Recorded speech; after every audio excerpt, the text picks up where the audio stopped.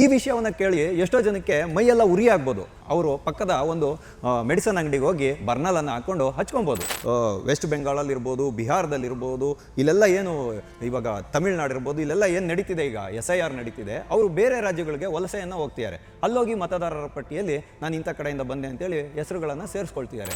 One country one voter ID ಅನ್ನೋಂಥದ್ದು 243 ಮತ್ತು 243Z ಅನ್ನೋ ಕಾಯ್ದೆಗಳಿಗೆ ತಿದ್ದುಪಡಿ ತಂದಾಗ ಚುನಾವಣಾ ಆಯೋಗ ಇದನ್ನು ಮಾಡ್ಬೋದಾಗಿದೆ. ರಾಜಕೀಯ ಪಕ್ಷಗಳು ಏನು ಮಾಡ್ತವೆ ಅಂತ ಹೇಳಿದ್ರೆ, ಇವರು ನಮ್ಮ ಮತದಾರರನ್ನ ತೆಗೆದಾಕ್ಬಿಡ್ತಾರೆ, ಇದು ಬೇರೆ ಕ್ಷೇತ್ರದವ್ರನ್ನ ತಂದು ಇಲ್ಲಿ ಸೇರಿಸ್ಬಿಡ್ತಾರೆ ಅಂತೆಲ್ಲ ಇಲ್ಲ ಸಲ್ಲದ ನೆಪಗಳನ್ನು ಹೇಳ್ಕೊಂಡು ಈ ಕೆಲಸವನ್ನು ಆಗಕ್ಕೆ ಬಿಟ್ಟಿಲ್ಲ. ಚುನಾವಣೆಯಲ್ಲಿ ಪಾರದರ್ಶಕತೆಯನ್ನು ತರಬೇಕು. TV ವಿಕ್ರಮದ ಸಮಸ್ತ ವೀಕ್ಷಕರಿಗೆ ಆಟೋವಾಲಾ ಕಾರ್ಯಕ್ರಮಕ್ಕೆ ಆತ್ಮೀಯವಾದ ಸ್ವಾಗತ. ನಾನು ನಿಮ್ಮ ಜಯಂತ್ ಪಾಂಡೆ. ಸ್ನೇಹಿತರೆ, ಆಟೋವಾಲಾ ಕಾರ್ಯಕ್ರಮಕ್ಕೆ ನಾವಿಂದು ಆಯ್ದುಕೊಂಡಂತಹ ವಿಷಯ ದಶಕದಿಂದ ಆಗಬೇಕಾಗಿದ್ದ ಕೆಲಸ ಇವತ್ತಾಗ್ತಿದೆ ಕಣ್ರಿ. ಹೌದು ಕಣ್ರಿ, ಈ ವಿಷಯ ನಿಮ್ಮ ಹತ್ರ ಮಾತಾಡಲಿಕ್ಕೆ ನನಗೆ ತುಂಬ ಸಂತಸ ಆಗ್ತಿದೆ. ಈ ಕೆಲಸ ಯಾವಾಗೋ 70ರ ದಶಕದಲ್ಲೋ 80ರ ದಶಕದಲ್ಲೋ ಆಗಿದ್ದಿದ್ರೆ ಇವತ್ತು ನಮ್ಮ ದೇಶ ತುಂಬ ಮುಂದುವರಿತಿತ್ತು ಮತ್ತು ಚುನಾವಣೆಗಳಲ್ಲಿ ಪಾರದರ್ಶಕತೆ ಅನ್ನೋದು ತಾಂಡವಾಡ್ತಿತ್ತು ಅನ್ನೋದು ನನ್ನ ವೈಯಕ್ತಿಕ ಅನಿಸಿಕೆ. ಆದರೆ ಈ ವಿಷಯವನ್ನು ಕೇಳಿ ಎಷ್ಟೋ ಜನಕ್ಕೆ ಮೈಯೆಲ್ಲ ಉರಿ ಆಗ್ಬೋದು. ಅದಕ್ಕೆ ನಾನೇನು ಮಾಡೋಕ್ಕಾಗಲ್ಲ, ಅವರು ಪಕ್ಕದ ಒಂದು ಮೆಡಿಸನ್ ಅಂಗಡಿಗೆ ಹೋಗಿ ಬರ್ನಲನ್ನು ಹಾಕ್ಕೊಂಡು ಹಚ್ಕೊಬೋದು. ಅಷ್ಟು ಬಿಟ್ಟರೆ ಬೇರೆ ಏನು ಮಾಡೋಕ್ಕಾಗಲ್ಲ ಇದಕ್ಕೆ. ಆದರೆ ಇಂಥ ಸುಧಾರಣೆಗಳು, ಇಂಥ ಒಂದು ಪರಿವರ್ತನೆಗಳು ಈ ದೇಶದಲ್ಲಿ ಬರಬೇಕಾಗಿರ್ತಕ್ಕಂಥದ್ದು ತೀರಾ ಅವಶ್ಯಕ, ಇಂದಿನ ಅನಿವಾರ್ಯತೆ ಕೂಡ ಹೌದು. ಯಾಕೆ ಅಂತ ಹೇಳಿದ್ರೆ ಇವತ್ತು ನಮ್ಮ ದೇಶ ಅಕ್ರಮ ವಲಸಿಗರ ಗೂಡಾಗಿ ಹೋಗ್ತಿದೆ. ಇದು ಯಾವುದೋ ಒಂದು ಗೆಸ್ಟ್ ಹೌಸ್ ಥರ, ಅತಿಥಿ ಗೃಹದ ಥರ ಅಥವಾ ಒಂದು ದೇಶವನ್ನು ಕಸದ ಬುಟ್ಟಿಯ ಥರ ಮಾಡೋದಕ್ಕೋಸ್ಕರ ಹಲವಾರು ರಾಜಕೀಯ ಪಕ್ಷಗಳು ಹೊಂಚಾಕೊಂಡು ಕೂತಿರೋದು. ಹಾಗಾಗಿ ಅಕ್ರಮ ವಲಸಿಗರಿರ್ಬೋದು, ಅಕ್ರಮ ಮತದಾರರಿರ್ಬೋದು ಈ ದೇಶದಲ್ಲಿ ತುಂಬಿ ತುಳುಕ್ತಿದ್ದಾರೆ. ಈ ದೇಶದ ಮೂಲ ನಾಗರಿಕರಿಗೆ ಸಿಗಬೇಕಾಗಿರೋ ಸವಲತ್ತುಗಳನ್ನು ಕಿತ್ಕೊಂಡು ಅವರ ಒಡಲನ್ನು ತುಂಬಿಸ್ಕೊಳ್ತಿದ್ದಾರೆ. ಮತ್ತು ಈ ದೇಶದ ಭದ್ರತೆಗೆ, ಸಮಗ್ರತೆಗೆ ಕಂಟಕಪ್ರಾಯರಾಗಿ ಹೊರಹೊಮ್ತಾ ಇರೋದನ್ನು ನಾವು ಇವತ್ತು ಎಲ್ಲ ಚಿತ್ರಣವನ್ನು ನೋಡ್ತಿದ್ದೀವಿ. ಈ ದೇಶದಲ್ಲಿ ಸ್ವಾಯತ್ತ ಸಂಸ್ಥೆಗಳನ್ನು ಅವರ ಅಧಿಕಾರಕ್ಕೆ ಅನುಗುಣವಾಗಿ ಕೆಲಸ ಮಾಡೋಕ್ಕೆ ಯಾವ ಪ್ರಭುತ್ವವೂ ಬಿಡಲಿಲ್ಲ, ಯಾವ ರಾಜಕೀಯ ಪಕ್ಷಗಳು ಬಿಡಲೇ ಇಲ್ಲ ಅನ್ನೋದು ಮೇಲ್ನೋಟಕ್ಕೆ ಎದ್ದು ಕಾಣುತ್ತೆ. ಯಾಕೆ ಅಂತ ಹೇಳಿದ್ರೆ ಇವತ್ತು ಹಲವಾರು ಪರಿವರ್ತನೆಗಳನ್ನು ಸ್ವಾಯತ್ತ ಸಂಸ್ಥೆಗಳು ಮಾಡ್ತಾ ಇರ್ತಕ್ಕಂಥದ್ದು. ಆದರೆ ಅದಕ್ಕೆ ರಾಜಕೀಯದ ಲೇಪನವನ್ನು ಬಳಿಲಿಕ್ಕೆ ಹಲವಾರು ರಾಜಕೀಯ ಪಕ್ಷಗಳು ಟೊಂಕವನ್ನು ಕಟ್ಟಿ ನಿಂತಿದೆ. ಅದಕ್ಕೆ ಕಡಿವಾಣ ಹಾಕಬೇಕಾಗಿರ್ತಕ್ಕಂಥದ್ದು ಸ್ವಾಯತ್ತ ಸಂಸ್ಥೆಗಳು ಮಾಡಬೇಕಾಗಿರುವಂತಹ ಮಹತ್ತರವಾದ ಕರ್ತವ್ಯ ಅಂತ ನಾನಿವತ್ತು ತಿಳ್ಕೊಂಡಿದ್ದೀನಿ. ಯಾಕೆ ಗೊತ್ತಾ ಸ್ನೇಹಿತರೆ, ಇವಾಗ ಒಂದು ದೇಶ ಅಂತ ಹೇಳಿದ್ಮೇಲೆ ಒಂದೇ ವಿಧವಾದಂಥ ಆಡಳಿತ ವ್ಯವಸ್ಥೆ ಇರಬೇಕು ಅನ್ನೋದು ಸೂಕ್ತವಾಗಿ ಕಾಣುತ್ತೆ.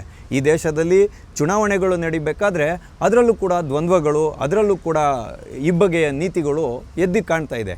ಯಾಕೆ ಅಂತ ಹೇಳಿದ್ರೆ ನೋಡಿ, ಈಗ one country one ration card ಅನ್ನೋದನ್ನು ಮಾಡಿದರು. ಅವಾಗೇನಾಯ್ತು ಅಂದರೆ ಈ ನಕಲಿ ರೇಷನ್ ಕಾರ್ಡ್ಗಳಿಗೆ ಕಡಿವಾಣ ಹಾಕೋಕ್ಕೆ ಸಾಧ್ಯತೆ ಆಯಿತು. ಮತ್ತು ದೇಶದ ಒಂದು ಭಾಗದಿಂದ ಇನ್ನೊಂದು ಭಾಗಕ್ಕೆ ವಲಸೆ ಹೋದವರು ಅಲ್ಲಿ ಪಡಿತರವನ್ನು ಪಡ್ಕೊಳ್ಳೋದಕ್ಕೆ ತುಂಬ ಅನುಕೂಲ ಆಗ್ತಾಯಿತ್ತು.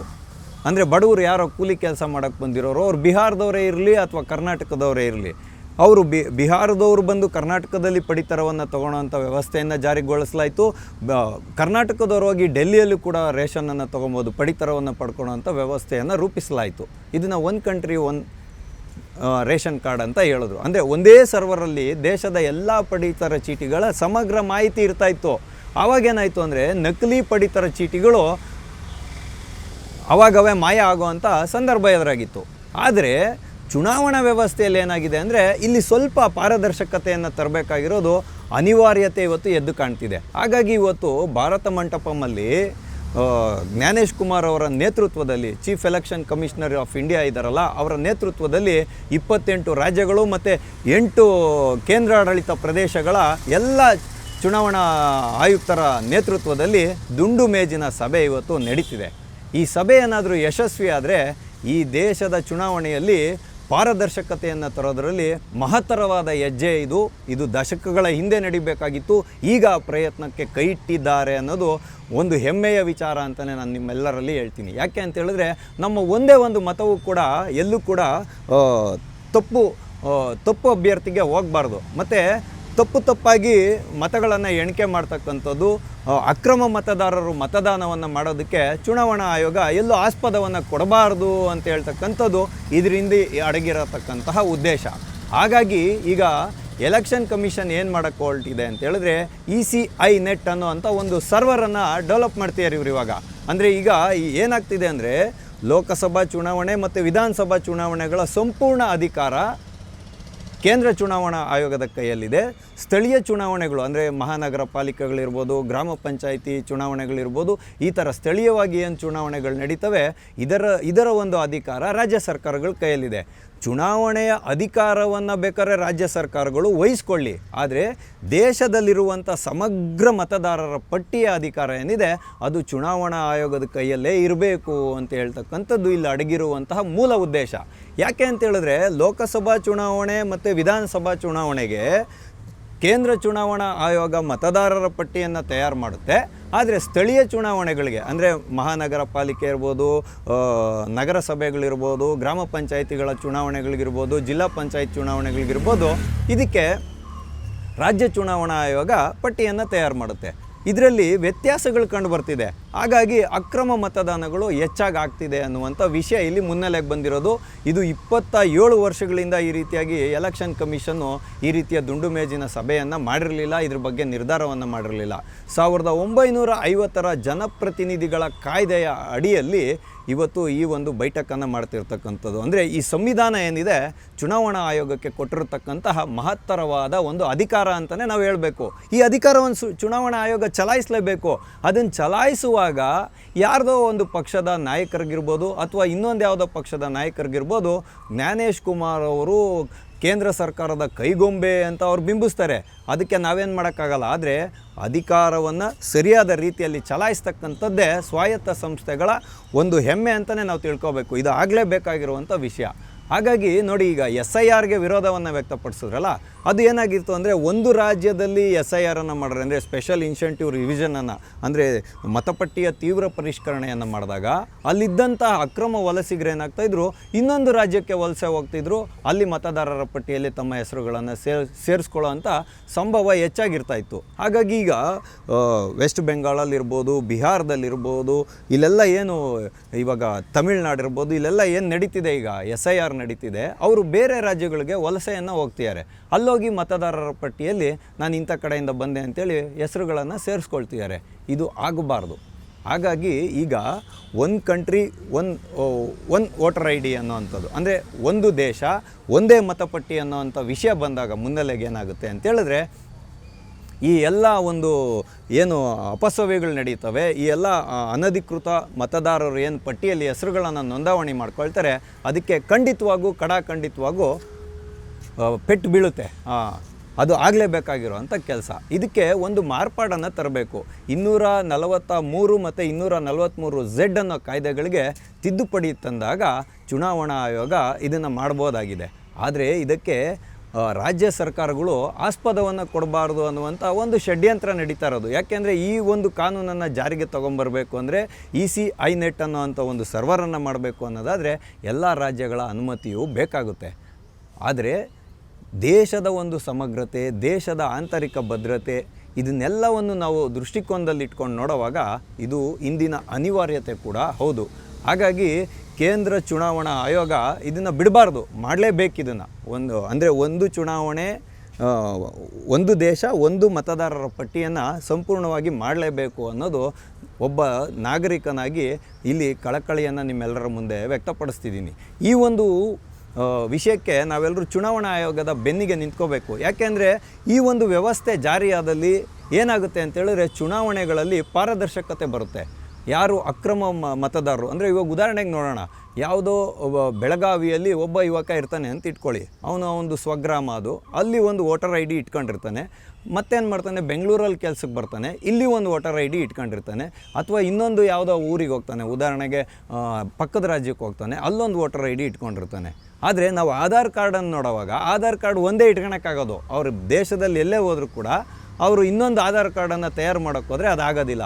ಈ ವ್ಯವಸ್ಥೆ ಇದೆಯಲ್ಲ, ಅಂದರೆ ಉದಾಹರಣೆಗೆ ನೀನು ಯಾವ ಕ್ಷೇತ್ರದಲ್ಲಿ ಮತದಾನವನ್ನು ಮಾಡಬೇಕು ಅನ್ನೋದು ನಾಗರಿಕನಿಗೆ ಬಿಟ್ಬಿಡ್ಬೇಕು. ನೀವು ಈ ದೇಶದ ನಾಗರಿಕನಿಗೆ ಬಿಡಬೇಕು. ಆದರೆ ಅವನು ಪ್ರತಿಯೊಂದು ಚುನಾವಣೆಯಲ್ಲೂ ಒಂದೇ ಕಡೆಗೆ ಮತವನ್ನು ಒಂದು ಕ್ಷೇತ್ರದಲ್ಲಿ ಮಾತ್ರ ಮತವನ್ನು ಚಲಾಯಿಸುವಂಥ ಅಧಿಕಾರವನ್ನು ಚುನಾವಣಾ ಆಯೋಗ ಕೊಟ್ಟಿರೋದು. ಅದಕ್ಕೆ ಏನು ಬೇಕೋ ಕಟ್ಟುನಿಟ್ಟಿನ ಕ್ರಮವನ್ನು ತಗೊಳ್ಳೇಬೇಕು. ಆದರೆ ರಾಜಕೀಯ ಪಕ್ಷಗಳು ಏನು ಮಾಡ್ತವೆ ಅಂತ ಹೇಳಿದ್ರೆ, ಇವರು ನಮ್ಮ ಮತದಾರರನ್ನು ತೆಗೆದಾಕ್ಬಿಡ್ತಾರೆ, ಬೇರೆ ಕ್ಷೇತ್ರದವ್ರನ್ನ ತಂದು ಇಲ್ಲಿ ಸೇರಿಸ್ಬಿಡ್ತಾರೆ ಅಂತೆಲ್ಲ ಇಲ್ಲ ಸಲ್ಲದ ನೆಪಗಳನ್ನು ಹೇಳ್ಕೊಂಡು ಈ ಕೆಲಸವನ್ನು ಆಗಕ್ಕೆ ಬಿಡ್ತಿಲ್ಲ. ಅವಾಗೇನಾಗುತ್ತೆ ಅಂತ ಹೇಳಿದ್ರೆ ಚುನಾವಣೆಯಲ್ಲಿ ಪಾರದರ್ಶಕತೆ ಅನ್ನೋದು ಹೊರಟೋಗುತ್ತೆ.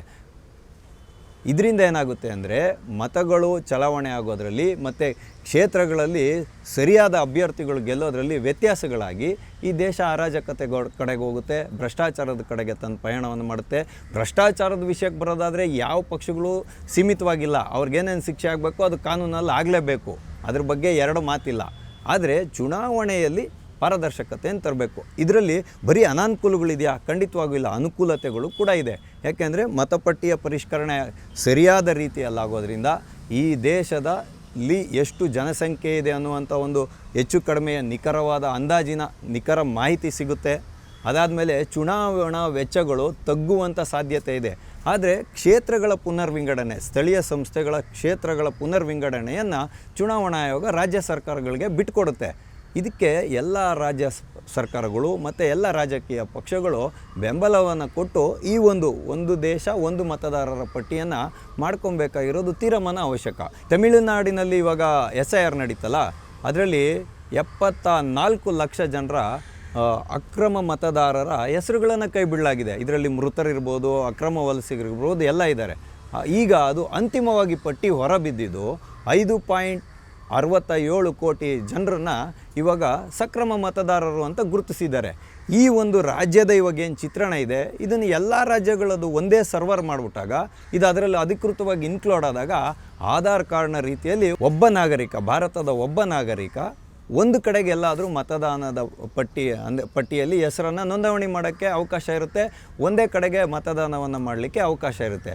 ಇದು ಅತ್ಯಂತ ಶೀಘ್ರವಾಗಿ ಆಗಬೇಕು ಅನ್ನುವಂಥ ಕಳಕಳಿಯನ್ನು ನಾವೆಲ್ಲರೂ ವ್ಯಕ್ತಪಡಿಸ್ಬೋದು. ಯಾಕೆಂದರೆ ಇಂಥ ಸುಧಾರಣೆಗಳ ಹಿನ್ನೆಲೆಯನ್ನು ನಾವು ನೋಡೋಣ. ಈ ದೇಶವನ್ನು ಸುದೀರ್ಘ ಕಾಲ ಆಳದಂಥ ಕೆಲವು ರಾಜಕೀಯ ಪಕ್ಷಗಳು ಇಂಥ ಕೆಲಸಗಳನ್ನು ಸ್ವಾಯತ್ತ ಸಂಸ್ಥೆಗಳಾದಂತಹ ಯಾವುದೇ ಸ್ವಾಯತ್ತ ಸಂಸ್ಥೆ ಇರ್ಬೋದು, ED ಇರ್ಬೋದು, IT ಇರ್ಬೋದು, ಚುನಾವಣಾ ಆಯೋಗ ಇರ್ಬೋದು, CBI ಇರ್ಬೋದು, ಇಂಥ ಸ್ವಾಯತ್ತ ಸಂಸ್ಥೆಗಳು ಸ್ವತಂತ್ರ ನಿರ್ಧಾರವನ್ನು ತಗೊಳ್ಳಿಕ್ಕೆ ಬಿಡ್ತಾ ಇರಲಿಲ್ವಾ ಅಥವಾ ಅವರೇ ಮಾಡ್ತಾ ಇರಲಿಲ್ವಾ ಅನ್ನೋವಂಥ ಪ್ರಶ್ನೆ ಬಂದಿದೆ. ಆದರೆ ಈ ಒಂದು ದೃಷ್ಟಿಕೋನದಿಂದ ನೋಡುವಾಗ ಈಗ ಜ್ಞಾನೇಶ್ ಕುಮಾರ್ ಅವರು ಒಂದು ದಿಟ್ಟವಾದ ಹೆಜ್ಜೆಯನ್ನು ಇಟ್ಟಿರತಕ್ಕಂಥದ್ದು ಮೇಲ್ನೋಟಕ್ಕೆ ಕಂಡು ಬರ್ತಿದೆ. ಯಾಕೆಂದರೆ ಇವರ ಮೇಲೆ ಬಂದಷ್ಟು ನಿಂದನೆಗಳು ಯಾವೊಬ್ಬ ಚುನಾವಣಾ ಆಯೋಗ ಮುಖ್ಯಸ್ಥರ ಮೇಲೆ ಬರಲಿಲ್ಲ. ರಾಹುಲ್ ಗಾಂಧಿ ಅವರಂತೂ ನಡು ರಸ್ತೆಯಲ್ಲಿ ನಿಂತು ಚುನಾವಣಾ ಆಯುಕ್ತರ ಮೇಲೆ ಇಲ್ಲ ಸಲ್ಲದ ಆಪಾದನೆಗಳನ್ನು ಮಾಡಿದ್ರು. ಆದರೆ ಇವತ್ತು ಸುಪ್ರೀಂ ಕೋರ್ಟ್ ಕೂಡ ಚುನಾವಣಾ ಆಯೋಗ ಏನು ಕ್ರಮಗಳನ್ನು ಕೈಗೊಂಡಿದೆ ಅದರ ಬೆನ್ನೆಲುಬಾಗಿ ನಿಂತಿರೋದನ್ನು ನೋಡುವಾಗ ಈ ಚುನಾವಣಾ ಆಯೋಗ ಇವತ್ತು ಕೈಗೊಂಡಿರುವಂಥ ಕೆಲಸ ನಿಜವಾಗ್ಲೂ ಸರಿಯಾಗಿದೆ. ಅಂದರೆ ತನ್ನ ಅಧಿಕಾರವನ್ನು ಸರಿಯಾದ ರೀತಿಯಲ್ಲಿ ಚಲಾಯಿಸ್ತಿದೆ ಚುನಾವಣಾ ಆಯೋಗ ಅನ್ನೋದು ಕಂಡುಬರ್ತಿದೆ. ಹಾಗಾಗಿ ದೇಶದ ಜವಾಬ್ದಾರಿಯುತವಾದ ನಾಗರಿಕರಾದ ನಾವು ಚುನಾವಣಾ ಆಯೋಗ ಇರ್ಬೋದು ಅಥವಾ ಯಾವುದೇ ಒಂದು ಸ್ವಾಯತ್ತ ಸಂಸ್ಥೆ ಇರ್ಬೋದು, ದೇಶದ ಅಭಿವೃದ್ಧಿಗೆ, ದೇಶದ ಒಂದು ಸಮಗ್ರತೆಗೆ, ದೇಶದ ಭದ್ರತೆಗೆ ಯಾವುದೇ ಕ್ರಮಗಳನ್ನು ಕೈಗೊಂಡ್ರೆ ಅಂಥ ಸ್ವಾಯತ್ತ ಸಂಸ್ಥೆಗಳ ಬೆನ್ನಿಗೆ ನಾವು ನಿಲ್ಲಬೇಕು.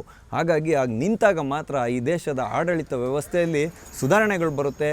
ಯಾರಿಗೆ ಯಾವ ಸೌಲಭ್ಯಗಳು ಸಿಗಬೇಕೋ ಅವು ಸಿಗ್ತಾ ಹೋಗ್ತವೆ. ಹಾಗಾಗಿ ಈ ಎಲ್ಲ ಕೆಲಸಗಳು ದಶಕಗಳ ಹಿಂದೆಯೇ ನಡಿಬೇಕಾಗಿತ್ತು, ಆದರೆ ನಡಿಲಿಲ್ಲ ಅನಿವಾರ್ಯ ಕಾರಣಗಳಿಂದ. ಈಗ ನಡೀತಿದೆ ಅನ್ನೋದೇ ಒಂದು ಸಂತಸದ ಸಂಗತಿ.